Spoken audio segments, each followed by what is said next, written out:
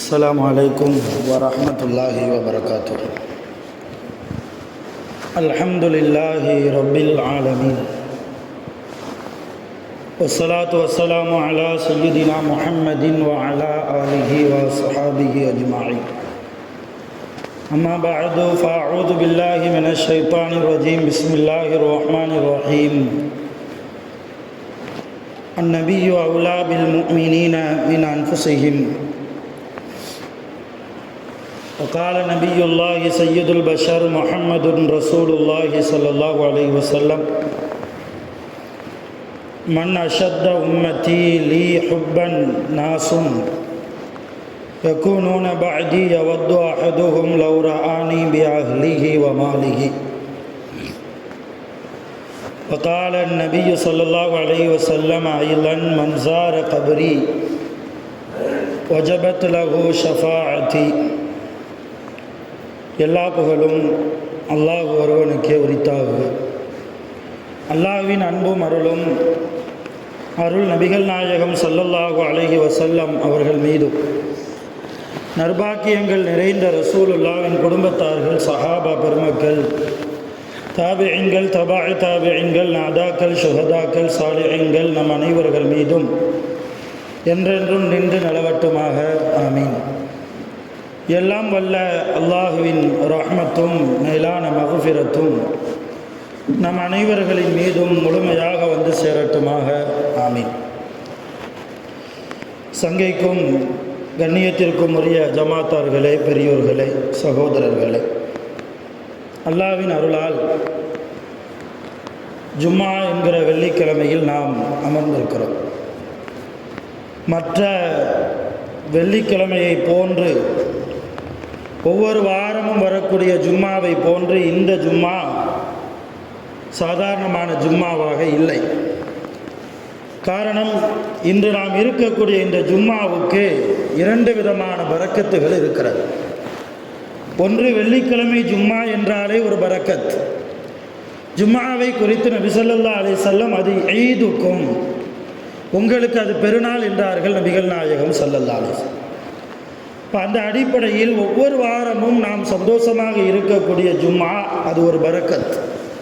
ரெண்டாவது, விசேஷமாக பாக்கியமான நபிகள் நாயகம் ஸல்லல்லாஹு அலைஹி வஸல்லம் இந்த உலகத்தில் பிறந்த ரபியுல் அவ்வல் பிறை 12 இந்த வெள்ளிக்கிழமையாக இருக்கிறது.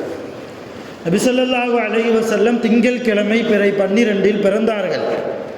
கிழமை வேறு என்றாலும் பிறை அடிப்படையில் பார்க்கிற போது ரபியுல் அவ்வல் பிறை 12 இன்றைய தினம் இருப்பதால், அதுவும் ஜும்மாவாக இருப்பதால், ஜும்மா என்றாலே ஒரு பரக்கத். ரெண்டாவது, ரசூலுல்லா பிறந்த பிறையில் நாம் இருக்கிறோம், ரசூலுல்லா பிறந்த பகலில் நாம் இருக்கிறோம். இப்போ இந்த ஜும்மாவில் அருமையான பெருமக்களே, நம் வாழ்க்கையின் வெற்றி நபி ஸல்லல்லாஹு அலைஹி வஸல்லம் அவர்களின் மீது நாம் வைக்கக்கூடிய அன்பில் தான் இருக்கிறது என்பதை குறித்து சில விஷயங்களை நாம் உங்களோடு பரிமாற இருக்கிறோம். அருமையான பெருமக்களே, அல்லாஹு தஆலா குர்ஆனில் சொன்னான்: அந்நபியு அவுலா பில் முஃமினீன மின் அன்ஃபுஸிஹிம். எல்லாம் அதிகமாக கேள்விப்பட்ட ஆயத்து தான். மூமின்களுக்கு நபி அவர்கள் தங்களுடைய உயிர்களை விட மேலானவர்கள். ஒரு உண்மையான மூமினாக இருப்பவன் தன் உயிரை விட அதிகமாக மேலாக யாரை நேசிக்க வேண்டும்? நபி ஸல்லல்லாஹு அலைஹி வஸல்லம் அவர்களை நேசித்தாக வேண்டும். நபி அவர்களை நேசிக்காத ஒரு மனிதன் கலிமா சொன்னாலும் மூமினாக இருக்க முடியாது என்கிற கருப்பொருளை கொண்டதுதான் இந்த வசனம். ஆக எல்லோரும் நாம் யோசிக்க வேண்டும், நான் என் உயிரை விட அதிகமாக, என் பெற்றோர்களை விட அதிகமாக, என் பிள்ளைகளை விட, என் மனைவிமார்களை விட அதிகமாக என்னுடைய நேசத்தை நான் நபியவர்கள் மீது செலுத்தியிருக்கிறேனா? அப்படி என்னுடைய நேசம் ரசூலுல்லாவின் மீது இருந்தால் மட்டும்தான் நான் அல்லாஹ்வுடைய பார்வையில் இஸ்லாத்தின் வெளிச்சத்தில் ஷரியத்தின் கண்ணோட்டத்தில் பரிபூரணமான மூமினாக இருக்க முடியும். அருமையான பெருமக்களே, இப்போ பரிபூரணமான மூமின் என்கிற வரை இலக்கணத்துக்கு அல்லாஹ் சொல்ல வருவது நபிகளாருடைய நேசம், நபிகள் மீது நாம் வைக்கக்கூடிய நேசம். அந்த நேசத்தில் ஏதாவது குறைபாடு இருக்குமேயானால் நம்முடைய ஈமான் இன்னும் சரியாகவில்லை என்ற அர்த்தம். நம்முடைய ஈமான் இன்னும் சரியாகவில்லை. ஒரு மனிதர் இருக்கிறார், 5 நேர தொழுகைகளை தொழுகிறார், ஒவ்வொரு தொழுகைக்கு முன்னாலையும் பின்னாலையும் சுன்னத்துகளை தொழுகிறார், இது போக தஹஜ்ஜத்தை தொழுகிறார், ஹாஜத் நஃபில்களை தொழுகிறார். எல்லாமே தொழுகை விஷயத்தில் அவர் 100% மிகச் சரியாக இருந்தாலும் கூட அவரிடத்தில் நபி அவர்கள் மீது வைக்கிற பிரியம் கொஞ்சம் குறையுமேயானால் அல்லாஹ் தஆலா இந்த தொழுகையை கபூல் செய்வானா என்பதில் சந்தேகம். என் நபியை நீங்கள் முதலில் நேசிக்க வேண்டும் என்கிறான் அல்லாஹ். மற்ற நபிமார்களுடைய கூட்டத்தார்களுக்கு அல்லாஹ் சொன்னதை விட நமது நபிகள் நாயகம் ஸல்லல்லாஹு அலைஹி வஸல்லம் அவர்கள் விஷயத்தில் ரொம்ப அழுத்தம் திருத்தமாக கண்டிப்போடு அல்லாஹ் நீங்கள் கண்டிப்பாக என் நபியை நேசித்தே ஆக வேண்டும் என்கிறார். அருமையான பெருமக்களே, நபி ஸல்லல்லாஹு அலைஹி வஸல்லம் தங்களுடைய ஹதீஸில் இப்படி ஒரு ஹதீஸை சொல்வார்கள். மன் அஷத்த உம்மத்தி லீ ஹுப்பன் நாசுன் யகூனுன பாதி. என்னுடைய வஃபாத்துக்கு பின்னால்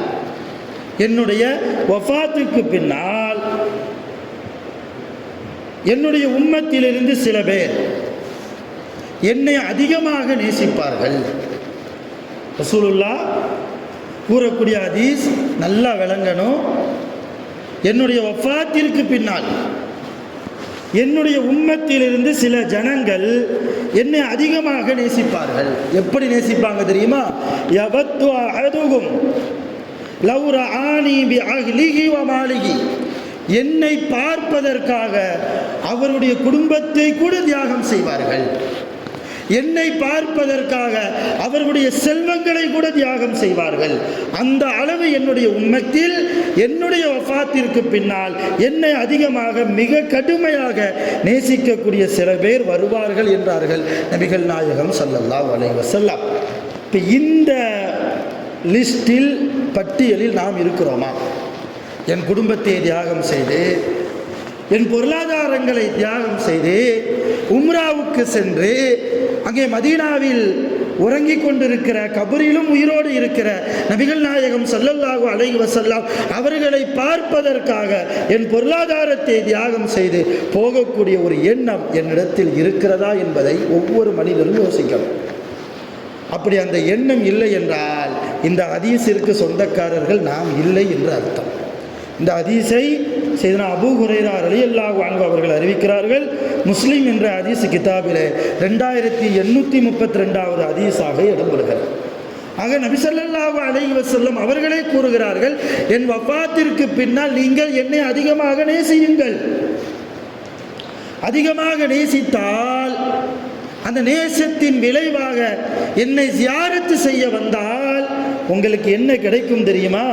நபி ஸல்லல்லாஹு அலைஹி வஸல்லம் அவர்கள் மீது வைத்திருக்கிற அந்த முஹப்பத்தினால், அந்த அன்பினால், அந்த நேசத்தினால் பொருளாதாரத்தை எல்லாம் செலவு செய்து, குடும்பத்தை தியாகம் செய்து ஒரு உம்ராவுக்கோ ஒரு ஹஜ்ஜிக்கோ போய் மதீனாவில் இருக்கிற நபி ஸல்லல்லாஹு அலைஹி வஸல்லம் அவர்களுடைய கபரை ஜியாரத்து செய்தால் நமக்கு என்ன கிடைக்கும் தெரியுமா? ரசூலுல்லாஹ் சொல்கிறார்கள், மன் ஸார கபரி, என் கபருக்கு யார் ஜியாரத்து செய்து வருவார்களோ வஜபத் லஹு ஷஃபாஅத்தி, வஜபத் லஹு ஷஃபாஅத்தி, அந்த மனிதருக்கு நாளை கியாமத்தில் என்னுடைய சிபாரிசு கடமையாகிவிட்டது. கண்டிப்பாக நான் கியாமத்தில் என்னை ஜியாரத்து செய்து வந்தவர்களுக்காக நான் அல்லாஹ்விடத்தில் சிபாரிசு செய்வேன் என்று நபி ஸல்லல்லாஹு அலைஹி வஸல்லம் அவர்கள் கூறிய ஹதீஸை திர்மிதி, ஹாக்கிம் போன்ற நிறைய ஹதீஸ் கிதாபிலே நாம் பார்க்கிறோம். இன்னைக்கு எத்தனை பேருக்கு அல்லாஹ் பொருளாதாரத்தை கொடுத்திருக்கிறார்? அளவுக்கு அதிகமாகவே.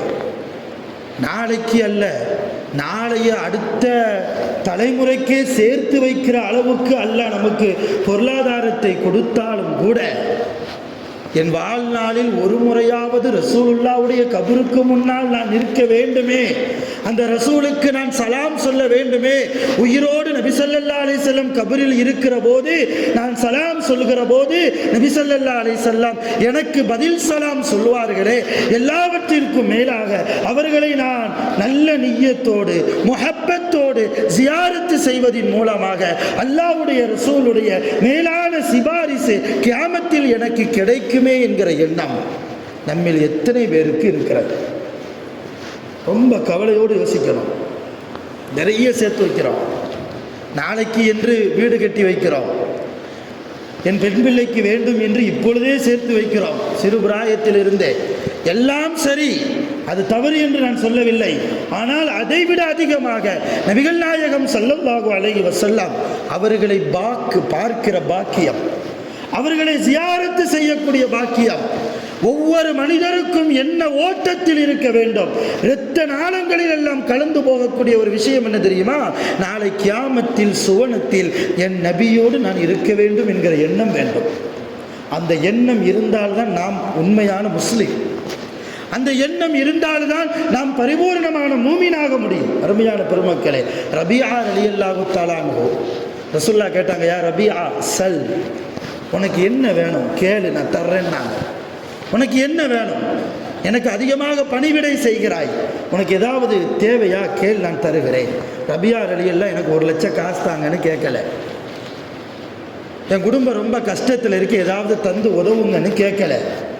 நான் 4 பொம்பளை பிள்ளைகளை பெற்று வச்சிருக்கேன், கல்யாணம் முடிச்சு கொடுக்கணும், ஏதாவது செஞ்சு கொடுங்கன்னு கேட்கல. அல்லது என் வியாபாரத்திற்காக ஏதாவது தொழில் வச்சு தாங்கன்னு கேட்கல. அல்லது சஹாபாக்களுக்கு மத்தியில் என்னை பற்றி நீங்கள் புகழ்ந்து பேசுங்கள் கேட்கல. என்ன கேட்டாங்க? யா ரசூலல்லாஹ் அஸ்அலுக, உங்களிடத்தில் நான் கேட்கிறேன், முராஃபகத்தக ஃபில் ஜன்னா, சுவனத்தில் உங்களோடு இருக்கிற பாக்கியம் எனக்கு வேண்டும். அதற்காக நீங்கள் ரப்பிடத்தில் துஆ செய்யுங்கள். உங்கள் துஆவை அல்லாஹ் நிராகரிக்க மாட்டான், கபூல் செய்வான். எனக்கு இந்த உலகம் பெரிதல்ல, நாளை சுவனம் கூட பெரிதல்ல, அந்த சுவனத்தில் உங்களோடு இருக்கிற பாக்கியம், அதுதான் என்னுடைய லட்சியமாக நான் வைக்கிறேன். அவ கைரதாலிக்க யா ரபியா, ரபியாவே இது அல்லாமல் வேற ஏதாவது கேட்க போறியா? இல்லை நாயகமே, இதுவே போதும். இல்லை யா ரசூலல்லாஹ், எனக்கு இதுவே போதும். சஹாபாக்கள் நபி ஸல்லல்லாஹு அலைஹி வஸல்லம் அவர்கள் மீது வைத்த அந்த அன்பினுடைய வெளிப்பாடை நான் சொல்ல வருகிறேன். நான் சொன்ன இந்த ஹதீஸ் முஸ்லிமிலே 489வது ஹதீஸாக, அபூதாவுதிலே 1320வது ஹதீஸாக, நசாயிலே 1138வது ஹதீஸாக இடம்பெறுகிறது. இப்போ சஹாபாக்கள் நபியோடு இருந்த அந்த விதம், நபியை நேசித்த விதம், வரலாறை நாம் தெரிய வேண்டும். நபி அவர்கள் மீது எப்பொழுது நமக்கு நேசம் வரும்? நபி அவர்களை தெரிந்து கொண்டால், நபி அவர்களுடைய சிறப்புகளை புரிந்து கொண்டால், அவருடைய அகமியங்களை முறையாக விளங்கி கொண்டால், நபி அவர்கள் மீது அளவுக்கு அதிகமான நேசத்தை அல்லாஹ் நம்முடைய கல்பில் நசீபாக்குவான். இன்னைக்கு என்ன பிரச்சனை? நபியை நம்மோடு ஒப்பிடுகிற அளவுக்கு நாம் வந்துவிட்டோம். நபியை நம்மோடு ஒப்பிடுகிற அளவு ஆபத்தான விஷயம் அது. நபி ஸல்லல்லாஹு அலைஹி வஸல்லம் அவர்களோடு வாழ்ந்தவர்கள் சஹாபாக்கள், அவர்களோடு ஒரே தட்டில் உட்கார்ந்து சாப்பிட்டவர்கள் சஹாபாக்கள். நபி ஸல்லல்லாஹு அலைஹி வஸல்லம் அவர்கள் எந்த பாத்திரத்தின் தன் முபாரக்கான வாயை வைத்து பானங்களை அருந்தினார்களோ, தண்ணீரை குடித்தார்களோ, அதே பானத்தை பாதுகாப்பாக வைத்து காலம் முழுக்க தன்னுடைய பரக்கத்திற்காக வைத்தவர்கள் சஹாபாக்கள். ஒரு நேரத்திலும் கூட ரசூலுல்லாஹ் என்ன மாதிரி ஒரு சாதாரண மனிதர் தான் என்ற வார்த்தையை பயன்படுத்தியதே இல்லை. ஆனால் இன்றைக்கு சில மூமின்கள், முஸ்லிம்கள் என்ன சொல்கிறார்கள்? ரசூலுல்லாஹ் நம்மளை மாதிரி சாதாரண மனிதர். நான் அடிக்கடி இந்த வார்த்தையை சொல்லி வருகிறேன், ஆபத்தான விஷயம் அது. நபி அவர்கள் மனித படைப்பில், மனித கோலத்தில் படைக்கப்பட்டார்களே தவிர ஒருபோதும் நம்மை போன்ற சாதாரண மனிதராக இருக்க முடியாது. இதை விளங்கி வைத்தவர்கள் சஹாபாக்கள். உஹது போர்க்களத்தில் போர் முடிஞ்சது. நபி ஸல்லல்லாஹு அலைஹி வஸல்லம் ஸைத் இப்னு சாபித் ரலியல்லாஹு கூப்பிட்டு போர் நடந்த இடத்துக்கு அனுப்பி வைக்கிறாங்க. எதுக்கு? சஅத் இப்னு ரபீஅன்னு ஒரு சஹாபியை தேடி கண்டுபிடிக்கிறது. அவர் உயிரோடு இருக்கிறாரா அல்லது ஷஹீதாக்கி ஆக்கப்பட்டாரா, அதை பார்த்துட்டு வர்றதுக்காக வேண்டி ஸைத் இப்னு சாபித் ரலியல்லாஹு அனுப்புகிறாங்க. ஸெய்த் இப்னு சாபித் ரலியல்லாஹு உஹது நடந்த அந்த போர்க்களத்துக்கு வந்து ஒவ்வொரு ஜனாசாவாக பார்த்துட்டு வருகிற போது சஅத் இப்னு ரபியா பார்க்குறாங்க. அவங்க உயிர் போகலை, உயிர் ஊசலாடி கொண்டு இருக்கிற அந்த நேரம் நபி ஸல்லல்லாஹு அலைஹி வஸல்லம் ஸெய்த் இப்னு சாபித் ரலியல்லாஹு அனுப்புறதுக்கு முன்னால் சொன்னாங்க, சஅத் இப்னு ரபியா ஒரு வேளை உயிரோடு இருப்பாரையானால் ஃபக்ரஉஹு மின்னி அஸ்ஸலாம், நான் சலாம் சொன்னேன்னு சொல்லுங்க. சொல்லிட்டு கைஃப தஜிதுக்க, அவர் இப்பொழுது எப்படி இருக்கிறார் என்பதை நலம் விசாரித்து விட்டு வாருங்கள் அப்படின்னு சொல்லி அனுப்புனாங்க. ஸெய்த் இப்னு சாபித் ரலியல்லாஹு போர்க்களத்துக்கு போகிறாங்க. சஅத் இப்னு ரபியா ரலியல்லாஹு அன்ஹு அவர்களை பார்க்குறாங்க. உயிர் ஊசலாடி கொண்டிருக்கிற அந்த நேரம் ஸெய்த் இப்னு சாபித் ரலியல்லாஹு அன்ஹு சஅத் இப்னு ரபியா ரலியல்லாஹு அன்ஹு அவர்களை பார்த்து, உங்களுக்கு அல்லாஹ்வுடைய ரசூல் சலாம் சொன்னாங்க. முதல்ல சலாமை சொல்லிட்டாங்க. சஅத் இப்னு ரபியா ரலியல்லாஹு அலா ரசூலுல்லாஹி ஸல்லல்லாஹு அலைஹி வஸல்லம் அஸ்ஸலாம் வ அலைக்கஸ்ஸலாம், நபி ஸல்லல்லாஹு அலைஹி வஸல்லம் அவருடைய சலாமை நான் ஏற்றுக்கொண்டேன், அவர்களுக்கும் சலாம் உண்டாகட்டுமாக என்று சொல்லிவிட்டு, ரசூலுல்லாஹ்வுடைய சலாமை கொண்டு வந்தீங்கல்ல, உங்களுக்கும் சலாம் உண்டாகட்டும் அப்படின்னு சஅத் இப்னு ரபியா படுத்த நிலைமையில் சொல்கிறார். ஸெய்த் இப்னு சாபித் ரலியல்லாஹு ரெண்டாவது கேள்வி கேட்குறாங்க, யா சஅத், சஅதே கைஃப தஜிதுக்க, உங்களை நீங்கள் எப்படி இந்த நேரத்தில் பெற்றுக்கொள்கிறீர்கள், என்ன உணர்றீங்க?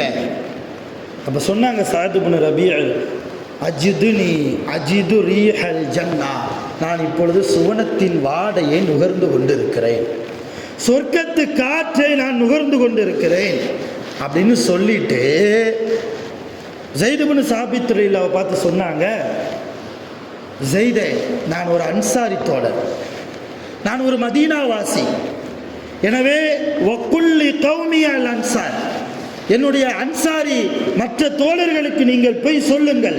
என்ன சொல்லணும் தெரியுமா?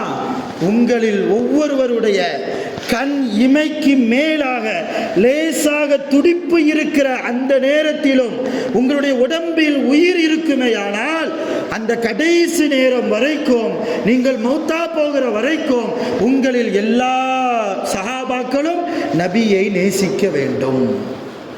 நபியை நேசிப்பதை உங்களுக்கு நீங்கள் கட்டாயமாக்கி கொள்ளுங்கள். சொல்றது யார்? சஅத் இப்னு ரபியா. எந்த நேரத்தில்? சக்ராத்துடைய நேரத்தில். இன்னும் கொஞ்ச நேரத்தில் உயிர் போயிடும்.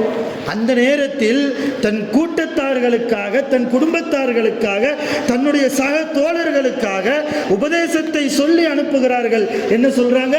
உங்க உயிர் போகிற நேரம் வருகிற வரைக்கும், உங்கள் கண்ணுக்கு மேலே உங்களுடைய கண் இமைகளில் லேசாக துடிப்பு இருக்கும் வரைக்கும் நீங்கள் உங்கள் உயிரை விட அதிகமாக நபி அவர்களை நீங்கள் நேசிக்க வேண்டும். இந்த செய்தியை நீங்கள் என் கூட்டத்தார்களுக்கு சொல்லிவிடுங்கள் என்று சொல்லி கண்ணை மூடி வஃபாத்தாகிறார். கலிமாவை மொழிந்து வஃபாத்தாகினார் சஅத் இப்னு ரபியா ரலியல்லாஹு தஆலா. இப்போ இந்த ஹதீஸு முஸ்னத் அஹ்மத் என்ற கிதாபில் 4958வது ஹதீஸாக இடம்பெறுது.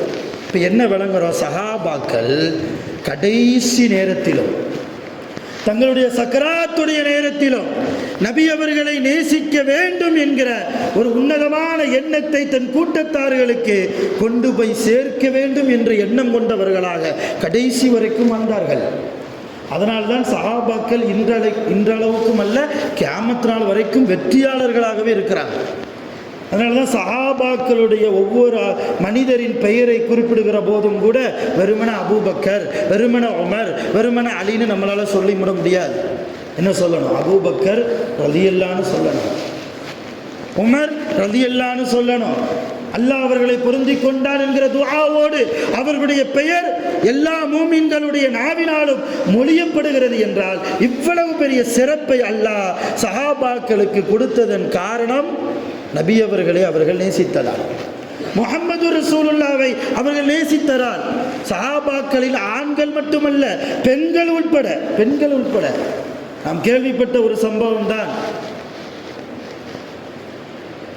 தீனார், பனி தீனார் என்ற ஒரு குடும்பத்துக்கு பெயர். அந்த குடும்பத்தில் ஒரு பெண் உஹது போர்க்களத்தில் அந்த அம்மாவினுடைய ஒரு கணவர், சகோதரர்கள், அந்த அம்மாவை பெற்றெடுத்த தந்தை எல்லாரும் போருக்கு போனாங்க, எல்லாம் ஷஹீத் ஆகிட்டாங்க. இந்த செய்தி அந்த அம்மாவுக்கு வருது. அம்மா உங்களுடைய கணவர் இறந்து போய்விட்டார், உன்னை பெற்றெடுத்த உன் தந்தை இறந்து போய்விட்டார், உன்னுடைய சகோதரர்கள் இறந்து போய்விட்டார்கள். எவ்வளவு பெரிய துக்கம் அது! துக்கமான நேரம் இல்லையா? ஒரு பெண்ணுக்கு மிகப்பெரிய துக்கமே தன் கணவர் இறந்து போவதுதான். தன் கணவர் இறந்து போவதை எந்த பெண்களாலும் அவ்வளவு சீக்கிரமாக ஏற்றுக்கொள்ள முடியாது. அப்படி ஒரு செய்தியை கேள்விப்பட்டதும் அந்த சஹாபியத்து பெண்மணி கேட்ட முதல் வார்த்தை என்ன தெரியுமா? ஃபமா ஃபஅல ரசூலுல்லாஹி ஸல்லல்லாஹு அலைஹி வஸல்லம். எல்லாம் இருக்கட்டும், அல்லாஹ்வுடைய தூதர் என்ன செய்றாங்க, போர்க்களத்தில் அவர்களுடைய நிலைமை என்ன சொன்னாங்க. சஹாபாக்கள், ரசூலுல்லாவுக்கு ஒரு பல் உடைக்கப்பட்டது, ரசூலுல்லாவுக்கு தலை கவசம் தலையில் இருக்கிற போதே அடிக்கப்பட்டு உடைக்கப்பட்டு ரசூலுல்லாவுடைய முன் நெற்றியில் அந்த தலை கவசம், இரும்பினால் ஆன கவசம், கொஞ்சம் உள்ளே இறங்கி பழுத்த காயம் ஏற்பட்டிருக்கிறது. இதை கேள்விப்பட்டதும் தன் கணவர் இறந்து போய்விட்டார் என்ற செய்தி கேட்டதற்கு பின்னால் வராத வருத்தம், தன்னுடைய தந்தை இறந்து போய்விட்டார் என்ற செய்தியை கேள்விப்பட்டதற்கு பின்னால் வரக்கூடிய அந்த வருத்தம் எப்போ வருது? ரசூலுல்லாவுக்கு காயமா? ஓடி போனார்கள். போர்க்கள நடந்த அந்த இடத்திற்கு, உகது களத்திற்கு ஓடி போனாங்க. அங்கே இருந்த சில சஹாபாக்களை கூப்பிட்டு சொன்னார்கள், அருணி அருணீகி, எனக்கு நபியவர்களை காட்டுங்கள், அத்தா அன்புரையிலேகி, நான் நபியவர்களை என் கண்களால் பார்க்க வேண்டும், அவர்கள் எப்படி இருக்கிறார்கள் பார்க்க வேண்டும். சஹாபாக்கள் தூரத்தில் சுட்டி காண்பித்தார்கள், அதோ அங்கே நிற்கிறார்கள் பாருங்கள், அதோ அங்கே நிற்கிறார்கள் பாருங்கள், உயிரோடு ராகத்தோடு தெம்போடு உடல் திராத்திரத்தோடு நபி ஸல்லல்லாஹு அலைஹி வஸல்லம் வாளேந்தி போர் செய்யக்கூடிய அந்த காட்சியை பார்த்ததற்கு பின்னால் அந்த பெண் சொன்ன வார்த்தை, குல்லு முசீபத்தின் பஅதக யா ரசூலல்லாஹி ஜலலுன். உங்களை ஆரோக்கியத்தோடு பார்த்ததற்கு பின்னால் எனக்கு ஏற்பட்ட எல்லா முசீபத்துகளும் போய்விட்டது. என்ன முசீபத்? கணவர் வஃபாத்து, அத்தா வஃபாத்து, சகோதரர்கள் வஃபாத்து, இந்த எல்லா முசீபத்தும் அந்த கவலையின் எண்ணம் எப்போ போயிருச்சுங்கிறாங்க அந்த அம்மா. உங்களை பார்த்ததுக்கு பின்னால நீங்கள் ஆரோக்கியமாக இருக்கிறீர்கள் நாயகமே, எனக்கு அது போதும். எந்த அளவு சஹாபியத்து பெண்கள் கூட நபி ஸல்லல்லாஹு அலைஹி வஸல்லம் அவர்கள் மீது அன்பை வெளிப்படுத்தினார்கள். நசீபானு ஒரு சஹாபியத்து பெண்ணு, நசீபா, அந்த அம்மாவினுடைய கணவர் 2 ஆண்மகன்கள் உகது போர்க்களத்தில் கலந்துக்கிட்டாங்க. ஒரு கட்டத்தில் உகது போர்க்களத்தில் எதிரிகள் சூழ்ந்து கொண்டார்கள் முஸ்லிம்களை. நபி ஸல்லல்லாஹு அலைஹி வஸல்லம் அவர்களை தாக்குவதற்கு ஒரு எதிரி பக்கத்தில் ஓடி வந்தான். நசீபா ரலியல்லாஹு பொதுவாகவே பெண்கள் போர்க்களத்துக்கு ஏன் போகிறாங்க? ரசூலுல்லாஹ் கூட்டிகிட்டு போனாங்க, சண்டை போடுறதுக்கு இல்லை, காயமடைந்த சஹாபாக்களுக்கு மருந்து தயாரிப்பதற்கு கூடாரத்தில் இருந்து. இப்போ நசீபா ரலியல்லாஹு கூடாரத்தில் இருந்தே ரசூலுல்லாவின் மீது மட்டும்தான் கண் இருக்குது. நசீபா அம்மாவுக்கு தன்னுடைய கணவரை பார்க்கல, தன்னுடைய 2 ஆண்மகன்களையும் பார்க்கல. தூரத்திலிருந்து ஒரு எதிரி வர்றான், ரசூலுல்லாவை கொலை செய்வதற்கு, காயப்படுத்துவதற்கு, ரசூலின் உயிரை பறிப்பதற்கு. இதை கூடாரத்தில் இருந்து பார்த்த நசீபா அம்மா என்ன நினைச்சாங்களோ தெரியல, அங்கு இருந்த உடைந்த வாள், அந்த வாள் கூர்மையான வாளும் கூட அல்ல, ஒரு உடைந்த வாளை கையில் ஏந்தி கொண்டு போர்க்களத்தில் பாய்ந்து குதித்து என்ன செஞ்சாங்க? ரசூலுல்லாவுக்கு முன்னால போய் நின்னாங்க. யார் ரசூலுல்லாஹ், உங்களை தாக்குவதற்கு ஒரு கொடியவன் வருகிறான், என் உயிரை தாண்டித்தான் அவன் உங்களுடைய ரோமங்களை தொட முடியும் என்று சொல்லி வாளை எடுத்துக்கொண்டு ஒரு பெண்மணி நபி அவர்களுக்கு அரணாக நின்று எதிரிகளை தாக்கினார்கள். நசீபா ரலியல்லாஹு அன்ஹா போர் செய்தார்கள். ரசூலுல்லாஹ் ஒரு பெண் வந்து போர் செய்கிறாங்களே, இந்த அம்மாவினுடைய கணவர் எங்க? கணவரை கூப்பிடுறாங்க, இந்த அம்மாவுடைய கணவரை கூப்பிடுறாங்க, உன்னுடைய மனைவியை அழைச்சிட்டு போங்கிறாங்க. அந்த கணவர் வர மறுக்கிறார். என் மனைவி என்ன காரியம் பண்றாங்க? உங்களை பாதுகாக்கிறதுக்கு தானே, அதுல அவ உயிர் போனா கூட எனக்கு பரவாயில்லை நாயகமே. கணவரிடத்தில் இருந்து சவுண்டு வருது. 2 ஆண்மகன்களை அழைக்கிறார்கள். 2 ஆண்மகன்களை அழைத்தார்கள் நபி ஸல்லல்லாஹு அலைஹி வஸல்லம். இதோ உங்க அம்மா பாருங்க போர் செய்றாங்க, உங்க அம்மாவுடைய உயிருக்கு ஆபத்து, வந்து உங்க அம்மாவை கூடாரத்துக்கு அழைத்து செல்லுங்கள். அந்த மகன்களும் வரல. யார் ரசூலுல்லாஹ், உங்கள் உயிரை பாதுகாப்பதற்காக என் தாயின் உயிர் ஷஹீதாக்கப்படுமையானால் அதை விட மிகப்பெரிய சந்தோஷம் எனக்கு வேறு எதுவுமே இல்லை நாயகமே. அதனால அவங்க போர் செய்யட்டும்னாங்க. போர் செய்யட்டும், பிரச்சனை இல்லை. கடைசியில் ரசூலுல்லாஹ் இந்த குடும்பம் தன் மீது வைத்திருக்கிற அந்த முஹப்பத்தை பார்த்து போர்க்களத்தில் நின்றே துஆ செய்தார்கள். பாரக்கல்லாஹு ஃபீக்கும் மின் அஹ்லில் பைத். ஓ குடும்பத்தார்களே, உங்களுக்கு அல்லாஹ்வுடைய பரக்கத் நிரப்பமாக உண்டாகட்டுமாக. இன்னும் சில அறிவிப்புகளில் இப்படி வருது, ரஹிமக்குமுல்லாஹு மின் அஹ்லில் பைத். ஓ குடும்பத்தார்களே, அல்லாஹ்வுடைய ரஹ்மத்து உங்களுக்கு எப்பொழுதும் வந்து சேரட்டுமாக துஆ செஞ்சாங்க. ரசூலுடைய துஆ கிடைப்பதற்கு காரணம் அந்த அம்மா களத்தில் இறங்கியது. எப்படி அந்த அம்மா ஓடி வந்தாங்க, எந்த விஷயம் அவர்களை தூண்டியது போர்க்களத்துக்கு வந்து இந்த மாதிரி போர் செய்யணும், ரசூலுல்லாஹ்வுடைய உயிரை காப்பாற்றணும்னு சொல்லி? ஒரே காரணம், ரசூலின் மீது அவர்கள் வைத்திருந்த அந்த அன்பு, அந்த முஹப்பத். அருமையான பெருமக்கள், இன்றைக்கு நம்முடைய பெண்களுக்கு இது போன்ற இருக்கிறதா? ஒரு அன்பு, ரசூலுல்லாஹ்வின் மீது வைக்கிற அந்த முஹப்பத். உஹது போர்க்களம் முடிஞ்சு அந்த நசீபா ரலியல்லாஹ் ரசூலுல்லாஹ்ட்ட போய் சொன்னாங்க, உதுஉல்லாஹ, நபியே நீங்கள் துஆ செய்யுங்க. எதுக்கு தெரியுமா? அன்னுராஃபக ஃபில் ஜன்னா, சுவனத்திலும் உங்களோடு நாங்கள் இருக்க வேண்டும். நான் இருக்க வேண்டும், என் கணவர் உங்களோடு இருக்க வேண்டும், என்னுடைய ஆண் மக்கள் உங்களோடு இருக்க வேண்டும், என் குடும்பத்தார்கள் அனைவர்களும் உங்களோடு சுவனத்தில் இருக்கிற பாக்கியம் எங்களுக்கு வேண்டும் நாயகமே, தயவு செய்து துஆ செய்யுங்கள். நபி ஸல்லல்லாஹு அலைஹி வஸல்லம் துஆவும் செஞ்சாங்க. அல்லாஹும்ம ஜஅல்ஹும் ருஃபகாஇ ஃபில் ஜன்னா, யா அல்லாஹ் சுவனத்திலே என்னுடைய நண்பர்களாக இவர்களை நீ ஆக்கி தருவாயாக, என்னோடு இருக்கிற பாக்கியத்தை இவர்களுக்கு நீ தந்த அருள் புரிவாயாக. ரசூலுல்லாஹ் துஆ செஞ்சதும் அந்த அம்மா ஆனந்தத்தில் குதித்ததான், மேலே கீழையும் குதிச்சுதான் அந்த அம்மா நசீபா.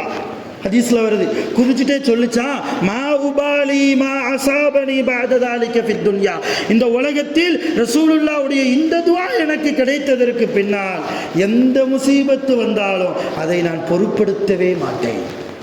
எவ்வளவு பெரிய சோதனையும் கவலைகளும் என்னுடைய வாழ்க்கையில் வந்தாலும் ரசூலுல்லாஹ்வுடைய இந்த துஆ எனக்கு கிடைச்சதே, எந்த ஒரு கவலைக்கும் நான் அகப்பட மாட்டேன், மூலையில் முடங்கி போய் உட்கார மாட்டேன் என்றார்கள் நசீபா ரலியல்லாஹு அன்ஹா.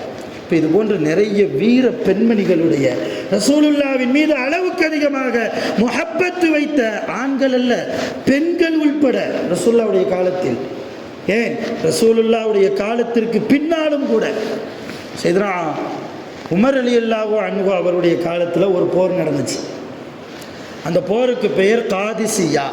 இஸ்லாமிய போர்களில் மிக முக்கியமான போர்களில் இதுவும் ஒரு போர், காதிசியா போர். இந்த போரில் விடிஞ்சா போர், ஹன்சா அப்படின்னு சொல்லி ஒரு அம்மா, ஹன்சா ரலியல்லாஹு அன்ஹா, அவங்க தன் 4 ஆண் பிள்ளைகள், தன்னுடைய 4 ஆண் பிள்ளைகளை போர்க்களத்துக்கு அழைச்சிட்டு வர்றாங்க. விடிஞ்சா போர் நடக்கிற இடத்திற்கு அழைச்சிட்டு வந்தாங்க. வந்து அந்த இரவு ஒரு வீர உரையை தன் மகன்களுக்கு சொன்னாங்க. என்ன சொன்னாங்க? யா புனைய, என் அருமை பிள்ளைகளை, இன்னக்கும் அஸ்லம் தும் தாயி ஐன, நீங்கள் எல்லாம் வற்புறுத்தப்பட்டு இஸ்லாத்துக்கு வரல, நீங்களா பிரியப்பட்டு தான் முஸ்லீமாக இருக்கிறீர்கள். வஹாஜர்தும் முஹ்தாரீன, அல்லாஹ்வால் தேர்ந்தெடுக்கப்பட்டு நீங்கள் மக்காவிலிருந்து மதீனாவுக்கு ஹிஜ்ரத் செய்து வந்தீர்கள். வைன்னக்கும் லபனவு ரஜுலின் வாஹிதின், ஒரே தகப்பனுக்கு பிறந்தவர்கள் நீங்கள் எல்லாம். அப்படின்னா என்ன சொல்ல வராங்க? உங்களுடைய தாய் பத்தினி என்கிறார்கள். இந்த ஹன்சாவாகிய நான் பத்தினி, உங்களுடைய தகப்பன்களுக்கு மட்டுமே உங்களை நான் பெற்றெடுத்திருக்கிறேன். எனவே என் அருமை பிள்ளைகளே, யஅலமு, நன்றாக விளங்கிக் கொள்ளுங்கள், அன்ன தாரல் பாக்கியத கைருன் மின் தாரில் ஃபானியா, அழிந்து போகக்கூடிய இந்த உலகத்தை விட நிரந்தரமாக இருக்கக்கூடிய கியாமத்துடைய அந்த வாழ்க்கை தான் நமக்கு சிறந்தது. அல்லாஹ் குர்ஆனில் சொல்கிறான், யா அய்யுஹல்லதீன ஆமனு, ஓ ஈமான் கொண்டவர்களே, இஸ்பிரு, நீங்கள் பொறுமையாக இருங்கள், வசாபிரு, எவ்வளவு பெரிய கவலைகள் வந்தாலும் எவ்வளவு பெரிய முசீபத்துகள் வந்தாலும் நீங்கள் தாங்கிக் கொள்ளுங்கள். ஒரு ஆபித்து, நீங்கள் ஒருவருக்கு ஒருவர் பலமாக இருந்து கொள்ளுங்கள். வத்தகுல்லா, அல்லாஹ்வை அஞ்சிக் கொள்ளுங்கள். இப்படி இருந்தால் லஅல்லகும் துஃப்லிஹூன், நீங்கள் தான் வெற்றியாளர்கள் என்று அல்லாஹ் குர்ஆனில் சொல்கிறானே.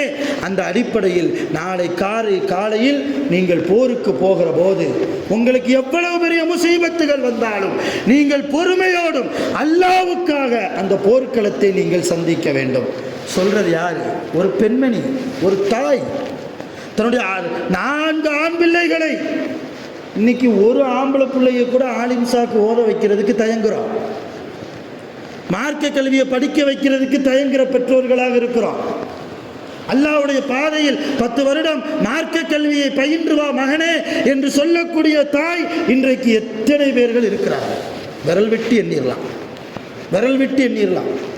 நல்லா தெரியும் அந்த ஹன்சா அம்மாவுக்கு, நாளை போரில் ஒருவேளை நம்முடைய மகன்களின் உயிர் போய்விடுமையானால் கண்டிப்பாக போகும் என்பதும் அவர்களுக்கு தெரியும். சொல்றாங்க தொடர்ந்து, ஃபைதா அஸ்பஹத்தும் கதன் இன்ஷா அல்லாஹ், அல்லாஹ் நாடினால் என் அருமை பிள்ளைகளே, நாளை காலையில் நீங்கள் விழித்து எழுந்தால் சாலிமீன, சலாமத்தோடு உடல் ஆரோக்கியத்தோடு நீங்கள் இருப்பீர்களே, ஆனால் நாளை காலையில் ஃபக்தவ் இலா கிதாலி அதுவிக்கும், உங்கள் எதிரிகளோடு போர் செய்வதற்கு நீங்கள் விரைந்து போக வேண்டும்.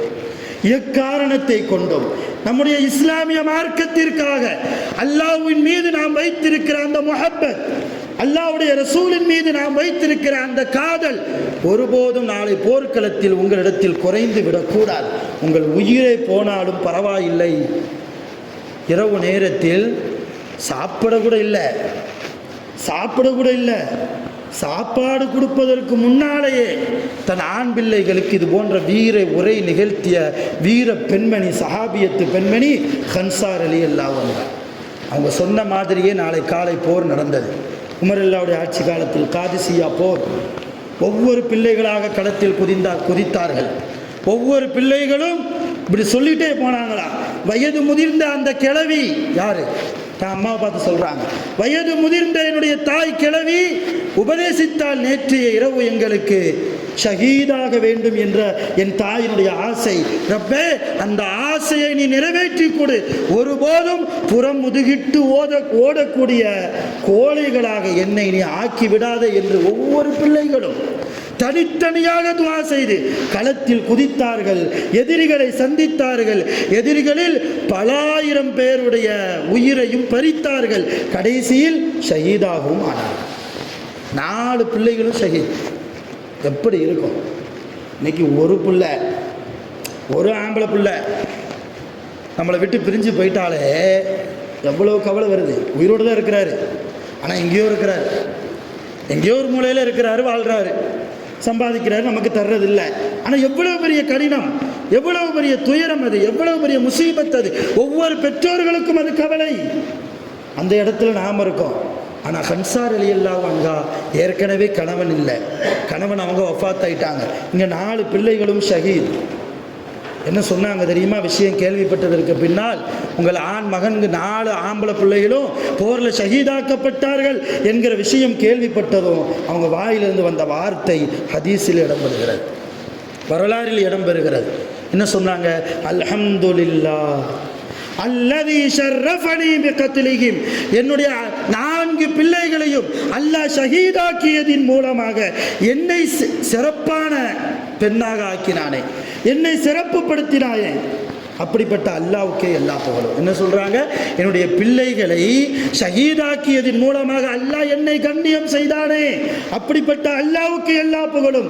சொல்லிட்டு ஒரு துவா செஞ்சாங்க, வ அர்ஜு மின் ரப்பி, என் ரப்பிடத்திலே நான் ஆதரவு வைக்கிறேன், ஒரு கோரிக்கை வைக்கிறேன்.